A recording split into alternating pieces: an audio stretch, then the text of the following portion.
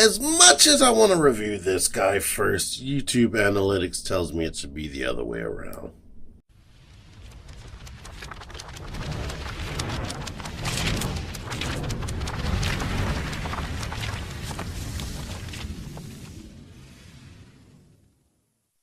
T-Man 978 Chill Review.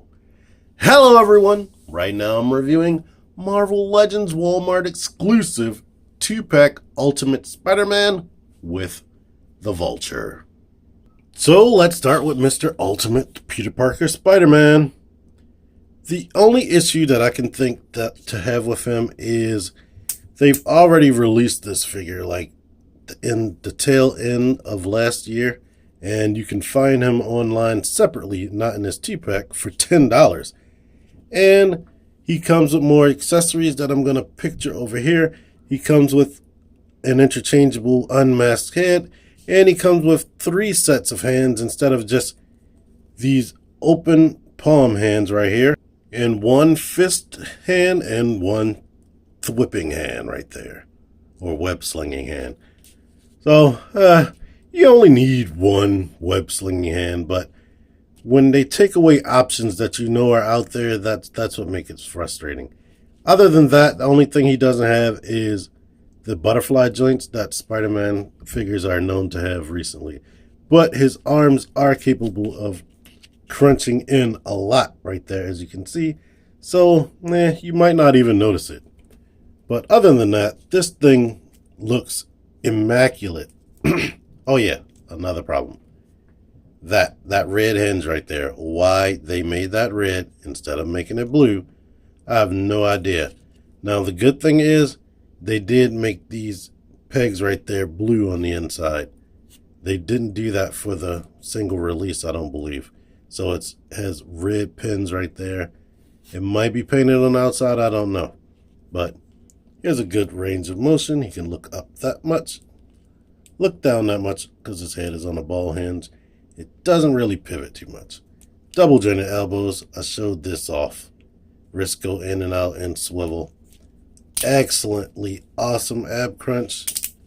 Can go back a lot. Rotating waist. Legs can kick up a lot. They can kick back a lot. They go out to the side that much. And if you twist, you can get them out even further. Swivel at the thigh. Double jointed knees, boot cut. I love boot cut.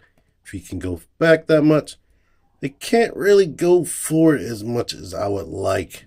And he has super ankle pivot right there. But one thing I want to mention, I don't know how the single release is, but this paint, I love the paint detail. It's like smooth. It's like weird even touching it because it's like different than other Marvel Legends figures. And just to make sure you see everything. But the paint is pretty much spot on perfect. I can only see minor mistakes, like they went out of the black outline right there. I just noticed that like before I started filming. But other than that, I've been completely satisfied. So this is a good figure right here. Now for the Vulture. The Vulture looks nice. Here he is with this thing on without his wings. So it looks like that without the wings. This is a pliable material right here. His waist rotates underneath of this detail right there. But basically, from what I can tell, this is the Pizza Spidey body. Just the torso is modified for Vulture specifically. It has like a shimmery marbleized like green plastic. This, I don't know whether this is a separate piece glued on or whether it's painted, but it looks so seamless. It looks like 2 separate parts, just like this right here. So it's just some good paint right there. I can kind of see the mold lifting up right here. Any complaints I have? This neck joint has that seam right there. And the paint on the back of the neck kind of looks unnatural compared to the front. It's like it doesn't match. But same Pizza Spidey articulation below the waist. The legs kick back a lot, kick forward a ton. It can go out to the side a lot. That, double jointed knees. Unfortunately, no boot cut. He can kick forward and back. Super ankle pivot. The butterfly joint isn't all that dynamic. I mean, it does the job. Arms can go out, swivel, double jointed elbows, hinge hands out, and swivel. And you know I love dynamically posed hands.